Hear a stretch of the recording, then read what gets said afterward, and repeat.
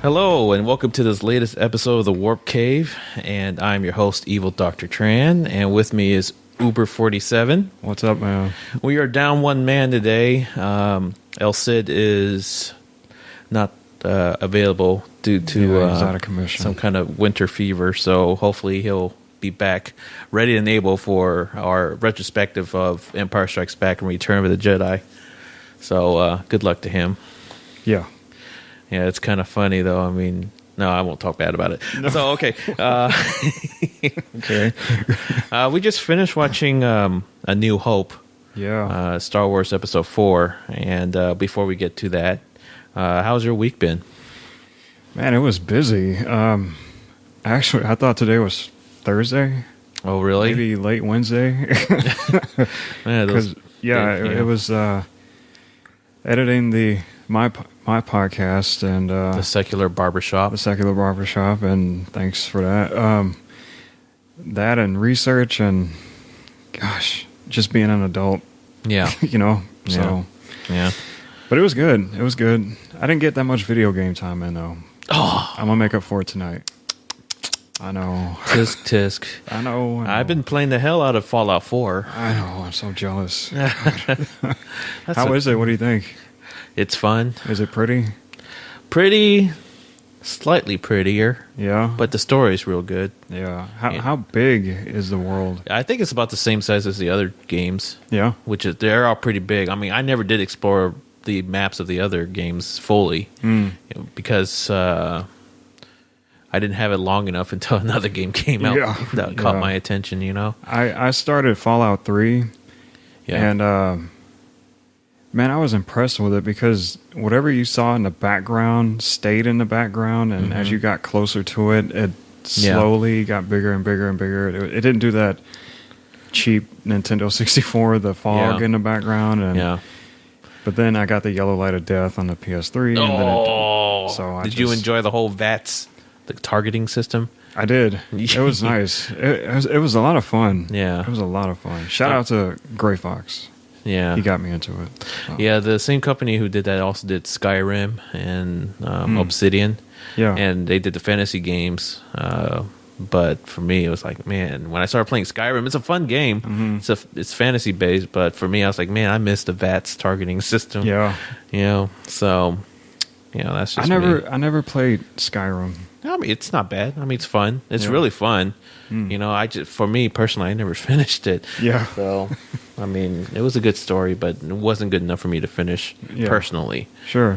So, but yeah, I mean, so far we've had pretty good reception on the Star Wars 6-part retrospective, and our brothers over at Rebel Radio podcast, they are doing features oriented. So they've done the video games feature on Star Wars related stuff and collectibles and stuff. Right on. I got to meet those guys. You talk about them a lot. We're going to do a roundtable of episode 7. Sure. Okay. So we'll be using our production equipment to do that. All right. Hopefully. Yeah. They'll agree to that. Okay. Yeah. Well, no, they're going to have to agree to it because we're using my equipment. No. But yeah, man. So the last episode we talked about was Revenge of the Sith. Yeah. And I don't want to do this overview without El Cid. I know. I wish we could do a Skype. Everyone has seen this movie. You got 40 years to watch this movie.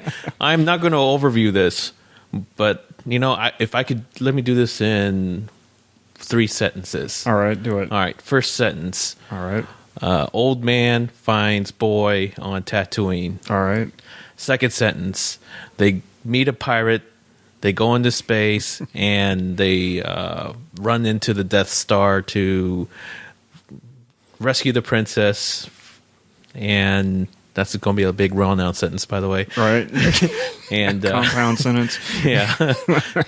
And future conjunctions. And, right. Okay. So, they have the plans to destroy the Death Star. They rescue the princess. They escape Death Star. Yeah. Third sentence, Death Star goes after them. And Luke and the heroes go after the Death Star in order to destroy it with one fatal architectural flaw.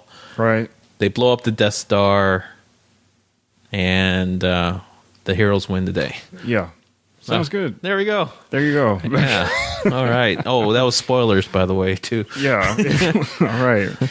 Well, this was fun. I'll see you next week. All right. We're done. All right. That's the end of the show. No. But, we just finished watching it and rewatching it. We had to, because it was the first Star Wars movie to kick it all off. This pop culture phenomenon. Mm-hmm.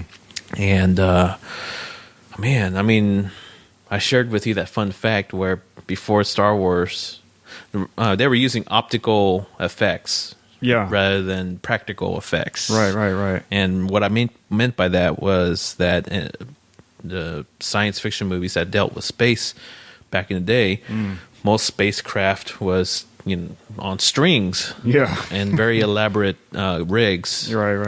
And that's how they were shot. You ever seen that Disney movie, The Black Hole? No, I haven't. It's a very well-made movie. Okay. And it's very good special effects for its time. But it was done on the traditional strings. Really? Yeah. Okay, I'll look out for it. Yeah.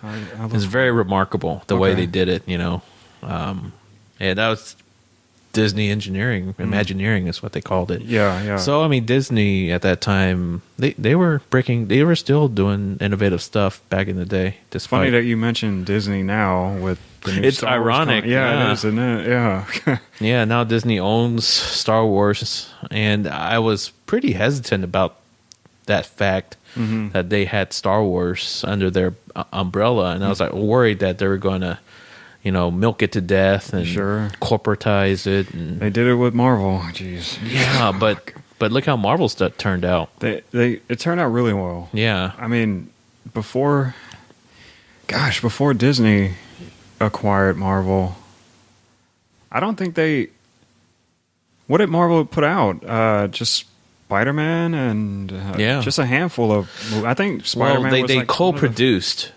Spider-Man and Fantastic Four, and okay. they were moderately successful. Well, I mean, Spider-Man was not moderate. It was a blockbuster. Yeah, that was huge. Yeah. But I think their first movie was, not under Disney, but just Marvel, was Iron Man. Okay.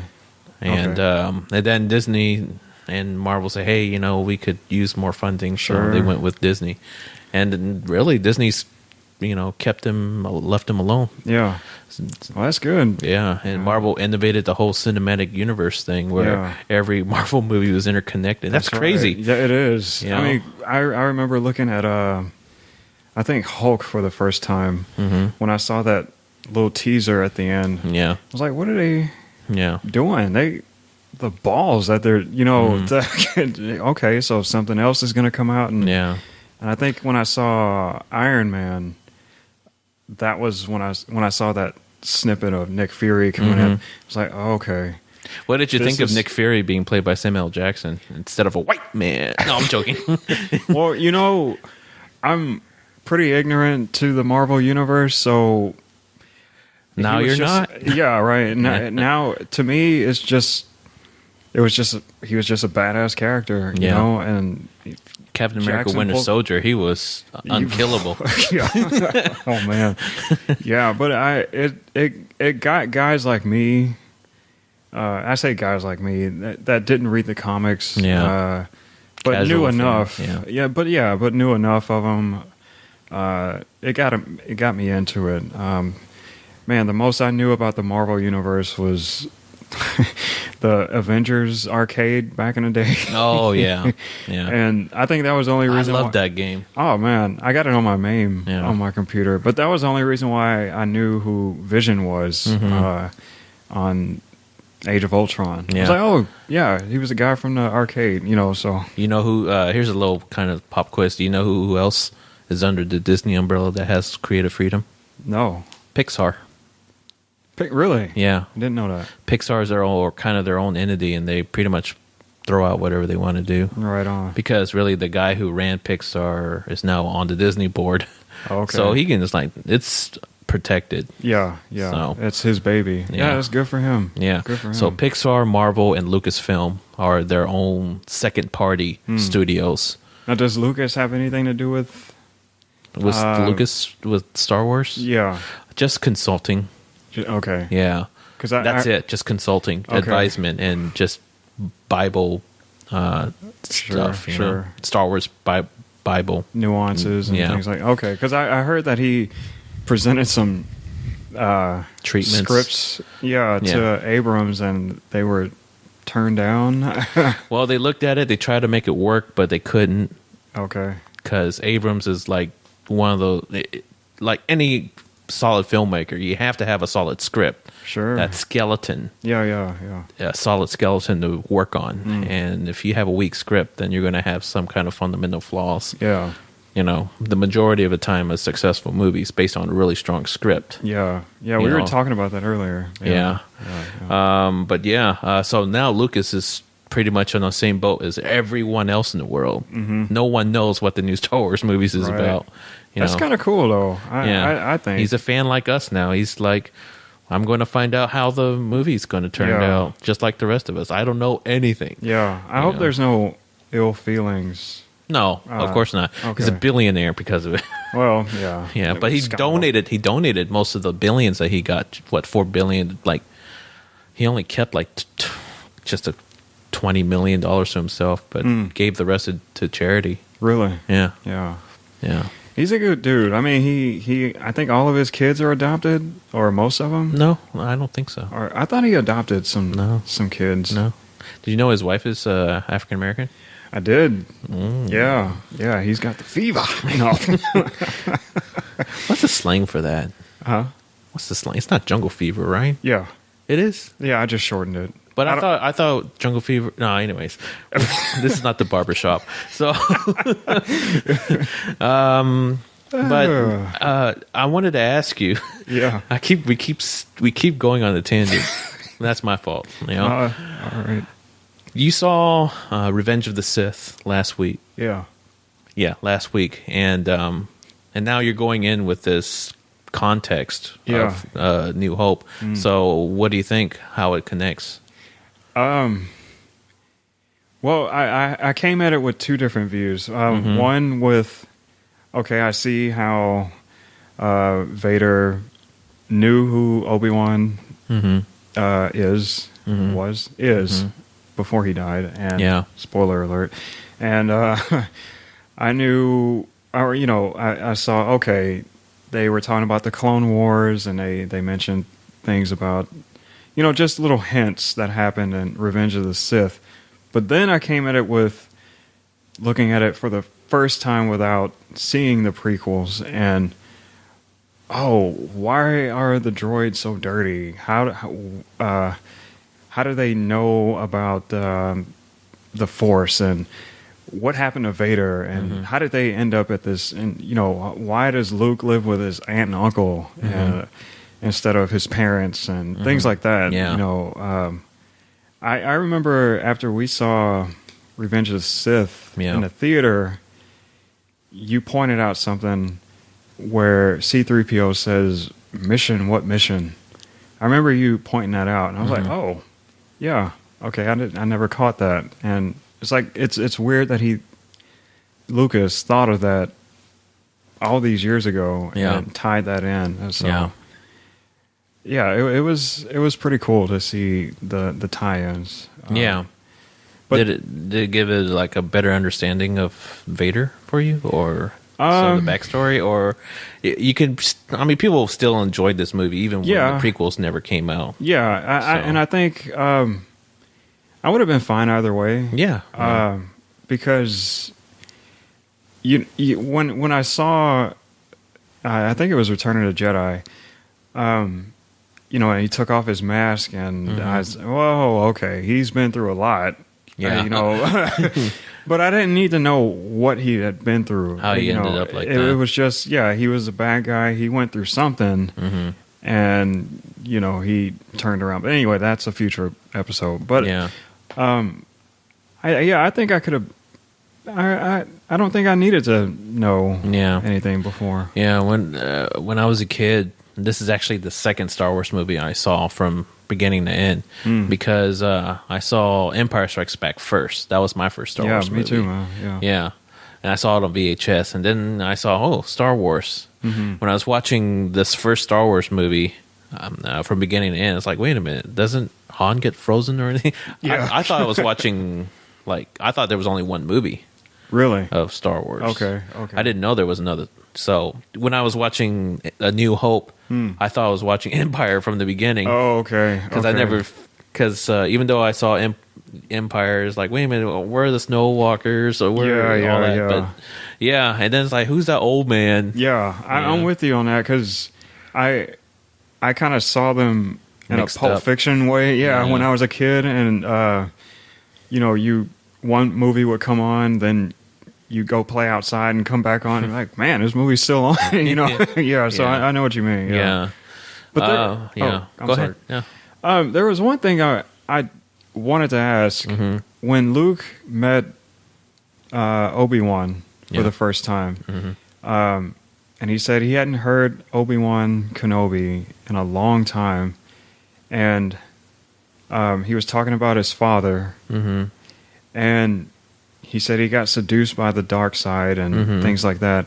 There was one line specifically that didn't tie in. I can't remember what it was. I'd have to look at it again. Maybe you remember. Was it the one where Vader killed his father? Was it that one? That line? I think that's it. Yeah. Yeah. And I guess I can see what he meant by that. That Anakin, before he turned, was his father. He does address that in Return of the Jedi. Does he? Yeah. Okay. Like when Luke found out, spoiler alert, that Vader was his father. I had to roll my eyes. Right. It's like, come on, it's 40 years. I can feel you rolling your eyes. Yeah. It's like, and anyways, when he found out that, and Luke confronted Ghost Kenobi about it. It's like, hey, you said Vader was was a separate person or something like that. Oh, but he is from a certain point of view. It's like, a point of view? Right, right. Okay. That's what Luke said, point of view? Yeah. No, he didn't give that, that neck curl. Yeah, no, you didn't. Yeah. So, I mean, let's get into what we liked about A New Hope. Sure. So, some of the stuff that you... that stuck out. Now, I'll start off first. Oh, okay. I definitely liked how clear and straightforward the movie was, for sure. Yeah. In comparison to the prequels too, because this story definitely, and I know about the whole hero's journey arc, story arc, the formula that you mentioned. Because me being a writer, it's just there's that stage, that clear stage of the hero who's comfortable in this world. Then there's that next stage, which is the call to action or adventure, which is the mentor saying, hey, Obi-Wan, Obi-Wan's like, hey, I need you to help me, I'm too old for this. That's the call to action. And then the moment where he is forced to action, to adventure, which is him seeing his dead surrogate parents, Aunt Beru. That broke my heart, by the way. Yeah, that was pretty grisly. God. As a kid, I saw, skeletons are burning and charred. Yeah. But so on and so forth. The light action, the escalating action, and the climax at the end. All that stuff. But it was a very clear-cut good versus bad. And I liked how intimidating Vader was in this first one, too. Yeah, he was. He's very intimidating. Yeah. And I kind of felt that relief when those blast doors closed on him. Yeah. When he was about to go and chase after the Millennium Falcon crew. Yeah. For their escape. So, space battles, of course, And how about you? I don't want to take up all the good stuff. No, man. Go for it. I mean, you probably... What stuck out for you, Uber? Well, when you mentioned the optical effects, like what I really appreciated, like we saw this on Blu-ray, so they cleaned all that up. But back in the 80s and 90s, when I first saw this, well, the 90s actually, I I liked seeing that. Oh, they look like they took this from something and placed it in there. Yeah. It's that classic Spielberg, Lucas. Like, oh, that's some kind of special effect. I don't know how they did it, but I know they did something. And you know, the matte paintings and the scale models and how they meticulously did it, I have no idea. But that I like seeing the flaws in the special effects. You know, back then. Because it had a magic. Like, how did they do that? You know? you could feel the effort in them trying to perfect it. Yeah. It's like, they spent a lot of time trying to make that look good. Yeah. Here's a fun fact. Yeah, what's up? ILM was created from Star Wars. Yeah, you know, and Lucas needed a special effects crew to handle it. So, you know, while Lucas is doing all the principal photography out in the desert, all that stuff, you know, with the live actors, the special effects crew pretty much had, you know, months to themselves to do the special effects work. Right. And when Lucas, you know, finally did all the principal photography to look at the special effects work, he said, what the heck? What have y'all been doing these past few months? Yeah. So, like, literally, I believe it was like down to the wire, like 2 months before he has to do some real editing, and it was down to the wire. Yeah. So, you know, he saw what was done. It's like, this is not satisfactory. You guys could have done better. And so he like, all right, I have to take over and do supervise these special effects shots. Yeah. And and he was stressed out already, because when he was doing principal shooting, he was like, people did not take his story seriously. Only he believed in it. Yeah. And even the actors, besides Alec Guinness, Obi-Wan, all the young actors were like just joking around all the time between takes, and they're just hooting and hollering while they weren't. Well, they just didn't take it seriously. They're like, they didn't know what the hell they were doing for this movie. God, man. And they were joking around a lot back behind the scenes, and, you know, it's just... And then he was dealing with that. Studio pressure was telling him, what the hell, what kind of a movie are we making? What are we funding? Yeah. So he's just being, and he had lack of sleep, you know, so. That's so frustrating. I know that frustration. Yeah. So he was. Not on that scale, but. He was pretty much almost traumatized. And then he had to go and see his special effects. And he was like, no. What? Yeah. So he had to supervise direct the special effects shots too. Yeah, God, man. Yeah, so poor guy. Yeah, but he whipped him into shape, and you know, that's what we saw. Well, probably 70% of it is still original. Yeah, I noticed. I think it was when Luke was training with the little orb on the ship. You can see the saber. Yeah. I think. I think it was my aunt that told me that the saber was actually scratches on the film. I don't know if that's true, but she was a Star Wars geek, so I wouldn't put it past her if that's true. Yeah. But if you look, you can see like some black marks in the lightsaber, like they missed some of the. Yeah. But they have to do it frame by frame. Yeah, frame by frame. Yeah. But that's what I mean. Like that kind of dedication, that even the little flaws, and you know, they missed some of the lightsaber, but I appreciate that they went through each and every freaking frame. I mean, could you do it? You know, so I appreciate that. That's amazing. Yeah. So, you know, and of course we don't have the VHS of the theatrical cuts, but you know, it is what it is. I mean, Lucas was not satisfied with the way it looked for the past, you know, umpteenth years until the special editions. Yeah. So he went back and updated what he felt that he wanted to see. Wanted to do, yeah. You know, but it still holds up. Oh, it does. Yeah. It does. Aside from the alterations that he's done. I mean, El Cid said, he's, it's his vision. He does whatever, and we have to deal with it. I get it. And, you know, Disney was kind of like, ooh, we can release the theatrical cuts for the really hardcore guys. Yeah. But Lucas thought ahead. He's like, nope. You know, I have there's no way for you to release the theatrical cuts. Because if you want Star Wars under the Disney umbrella, you will never release the theatrical cuts. Yeah, good for him. Good thinking, man. I believe that's what happened, but it could be conjecture on my part. So don't take my word for it. Yeah. Anything you didn't like? I can't. I really can't think of anything I didn't like. I mean, well, there were some effects. You could tell it was like the first time ILM has delved into the whole space combat thing without the strings. Yeah. So, but that's what made it so magical. I keep using that word, but it really was magic. I mean, seeing the I was talking about the Luke's ship when they were flying into the Death Star and seeing that whole world moving around. I mean, like a roller coaster. Yeah, I can't imagine how they pulled that off back then. And any favorite characters that you liked from this? Anyone that stuck out to you? Stuck out to me, I gotta say Han Solo. Yeah, I really liked him.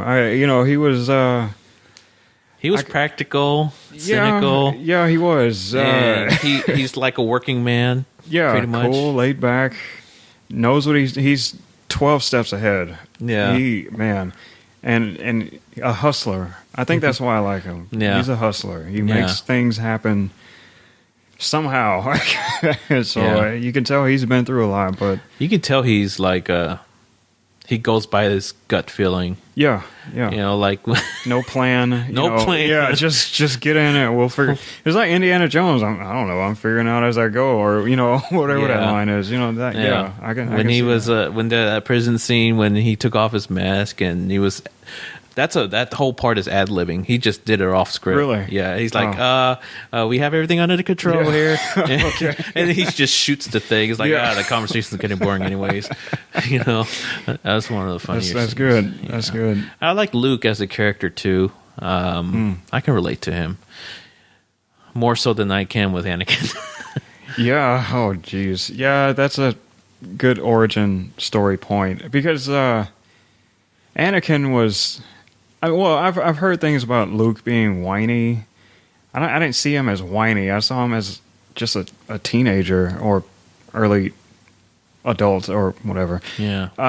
But Anakin, that's whiny. He was whiny. Even for a teen. Yeah, man. I don't want to. Yeah, even in Phantom Menace as a kid. Oh, jeez, man, just too much talking. I'm sorry, that sounds horrible, but. Yeah, that was whiny, but Luke, I mean, he was a young kid, and just doing his best. And idealistic, Yeah. I did, speaking of idealistic, well, I guess kind of a dreamer, when he was flirting with the idea of hooking up with Leia and picking Han Solo's brain. Well, what do you think of her? And I don't like her. But then again, he was trolling her. Yeah, he was just trolling him. He was. He was like, he was just kid. poking the bear. Freaking Han was poking the bear. That was good. I enjoyed that. That's a nice little moment. I don't recall a moment like that in the prequels. Like it was kind of like spontaneous. Everything was cookie cutter. It was, and it sounds like I'm trashing totally the prequels. Felt scripted. It did feel scripted. Yeah. It felt like they were reading their lines, but this felt very organic. It felt really, organic, alive. Tangible. I felt like relatable characters. Yeah, and I'm glad there was no bureaucratic red tape. They mentioned it, they hinted at it. The Rebel Alliance is blah blah blah, and then they move on. It wasn't, well, we need to talk to the council and get this tax and this bill, and it's like, enough. And the midichlorians are earlier. Yeah. Oh, and that was another thing.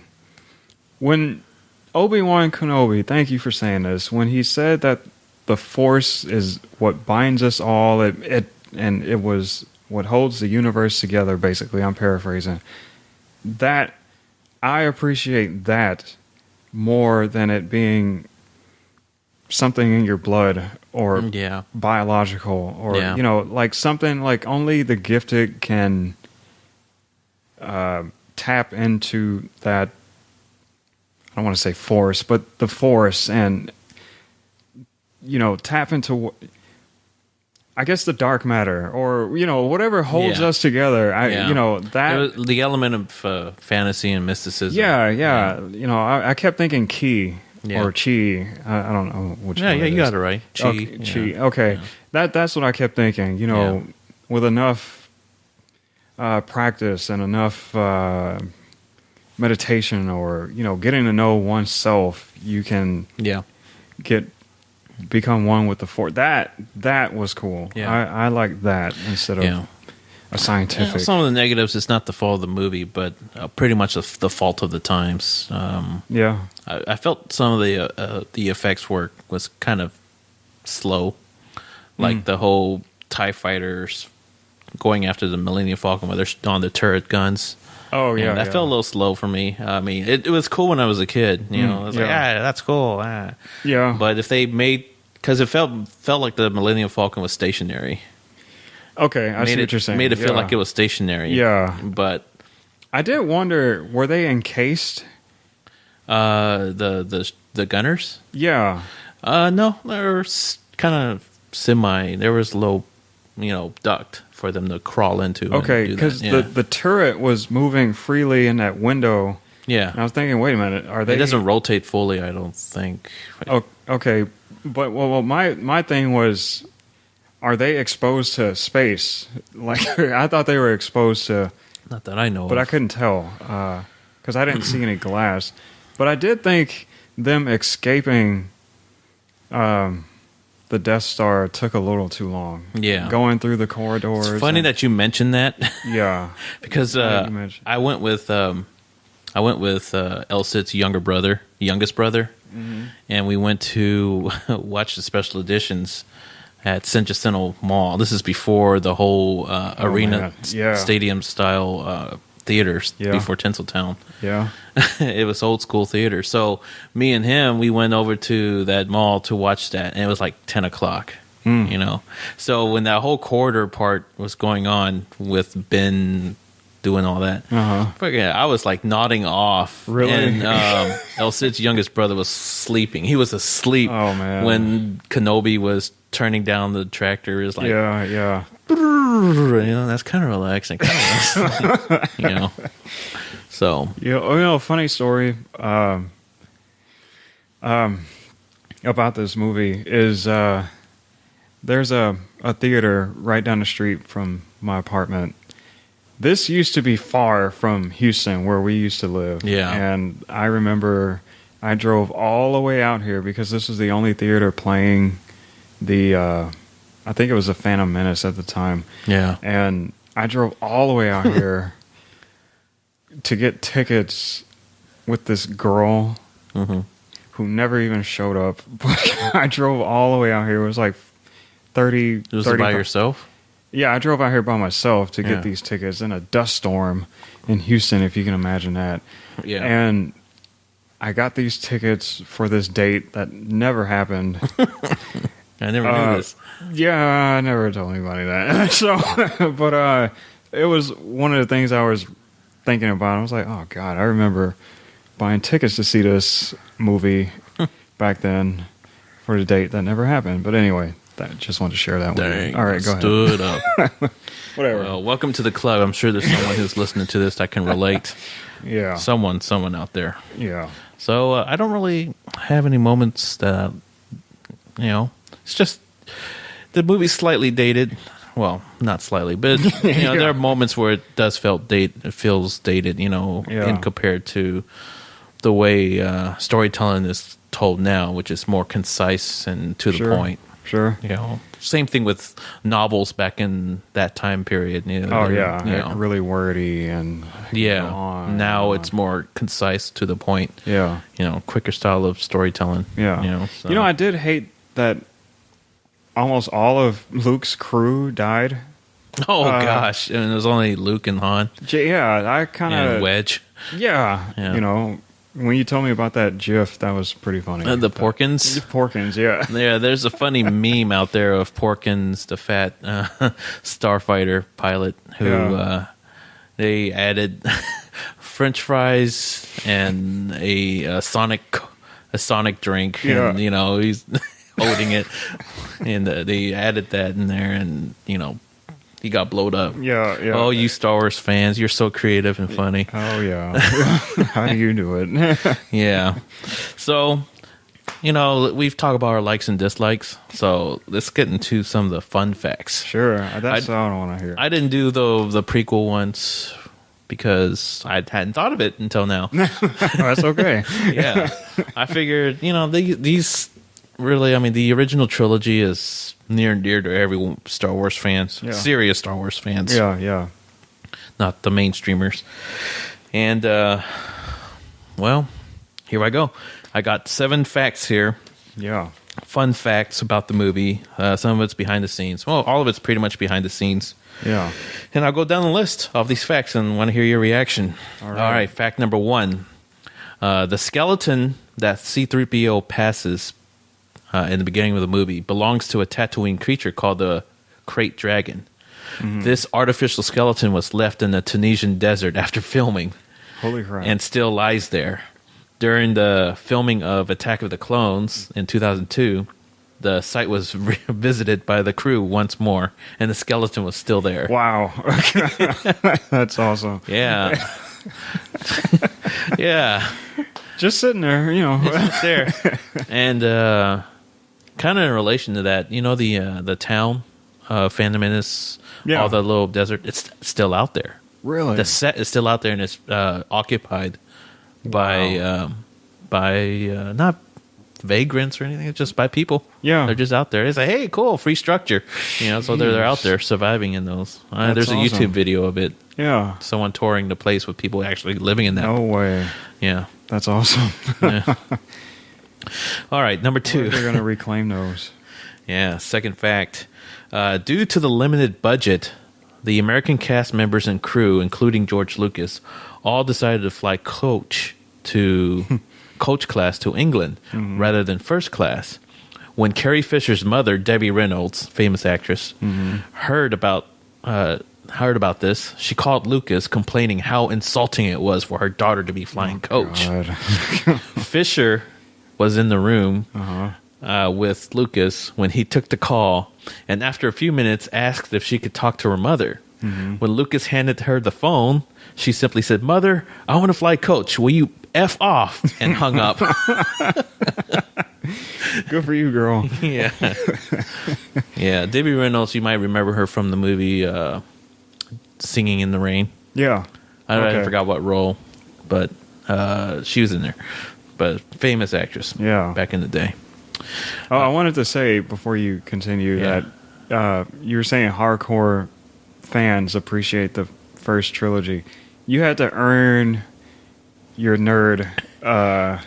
What should I say? Your nerddom back then. Yeah. Like now, it's cool to be a nerd, but back then, when it wasn't cool, we were cool. All right. Yeah. So I just want to say thankfully, I wasn't picked on. I don't think. Yeah, I was never picked on. Oh God, I was. Oh. Maybe I was just not for being a nerd though. Yes, because I'm an Asian. Well, yeah, I was a nerd. I think I could do some chop sake on them. Yeah. All right, fact number 3. Kenny Baker. You know that the R2-D2 droid, it was occupied by an actor at times. Yeah. So Kenny Baker has said that often when the cast and crew broke for lunch, they would forget about him. Oh, man. He was still in the R2-D2 when they break for lunch. Oh, poor guy. Yeah. How can you forget a person in there? I can understand that the costume is very mechanical in appearance. But dang, how can you forget that there's an actor, a little person, Yeah. Yeah. It's like, you're at lunch. It's like, hey, where's the little guy? Yeah, right. It's like, come on. The shortest guy on the set, and you don't... they have children playing the Jawas. Yeah. You know? Oh, that's so insulting. You don't forget the children. Yeah, right. No, anyways. That's so insulting. but they forget about him during lunch. I hope this is very entertaining for y'all to hear, because if you want to earn your nerd cred the proper way, listening to this section of the podcast on the fun facts. Yeah. All right, fact number 4. Now, the shootout between Han Solo and Greedo, that green alien inside the cantina, was the subject for a lot of controversy and debate among Star Wars fans as to who shot first. Right. I know this is a common fact among Star Wars fans, and for those who don't know, I'm just going to say... I don't know. Yeah. Many fans debated that Greedo actually shot first, a split second before Solo did, but with careful examination of the scene, it was obvious that Greedo never fired his shot at all. For the special edition release of this movie, George Lucas edited the scene to include Greedo shooting first at Solo at point blank range, with Solo moving his head slightly to the right. It was a very bad effect, by the way. Yeah. To dodge the shot before firing back at Greedo. Because he didn't want Han to be portrayed as a cold-blooded killer. Right. And when I first saw that shot, you see his neck stretched. It's so unnatural. Yeah, I did notice that, but it was just... It was quick. It was a quicker edit, it seemed like, in this Blu-ray scene. Okay. Now, this caused perhaps the worst backlash of all the alterations made to the original trilogy from outraged fans. The shooting scene was therefore edited for a third time in the 2004 DVD release, so that both Greedo and Han Solo fired their guns more or less at the same time. Okay, golly. It still rages on. The fans always, they always win. Yeah. Not to compare the two, but Star Trek fans, they're the exact same way. There was an episode with the triples on Deep Space Nine where they went back in time and they said, we have to get the ship perfect because the fans will call us out on it. So I'm glad they listen to their fans. Yeah. Both parties. I'm really glad they listen to their fans. That's really cool. Yeah. Yeah. All right. Fact number 5.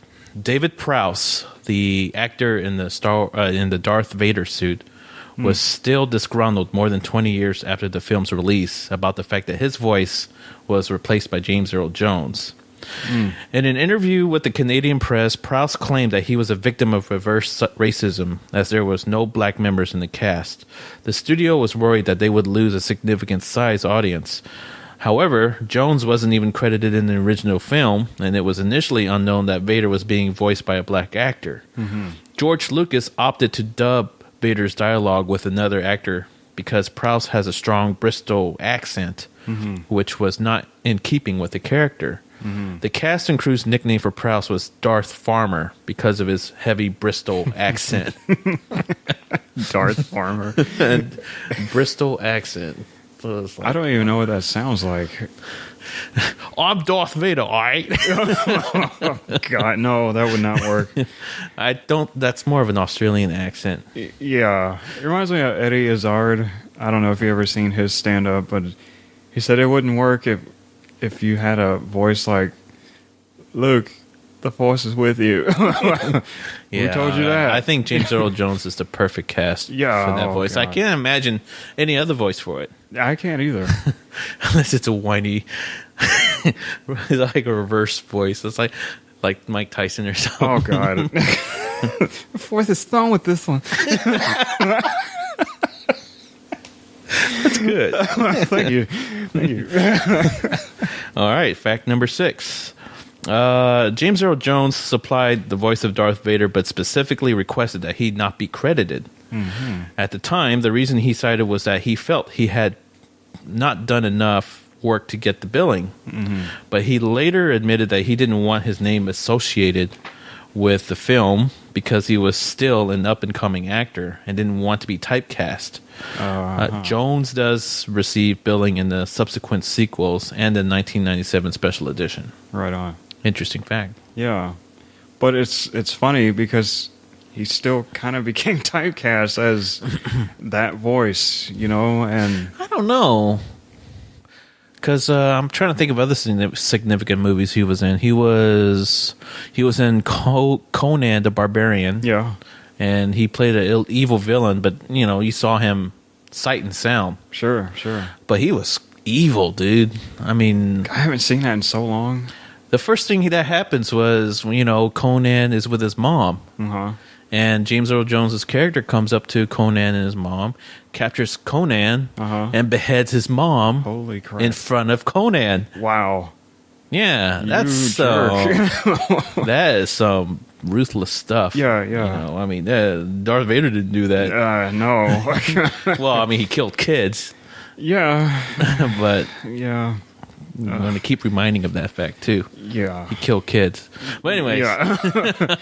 But going back to what you said, not wanting to be typecast, the only reason why I say that is because, well, for me, he's always the voice. He was the voice of so many characters. I can only think of Darth Vader. What do you know of? Mufasa from Lion King. Oh, yeah. That and Simba. Well, he was always some authority figure. And coming to America, he was a king. Yeah. He was a Morgan Freeman of that time. Yeah. So, he didn't want to be typecast, but he kind of was. But it worked out, I think. You know what would have been a good buddy cop movie? God. Morgan Freeman and James Earl Jones. That would be cool. I could see that. I would see that. Yeah. Who would be the straight lace one?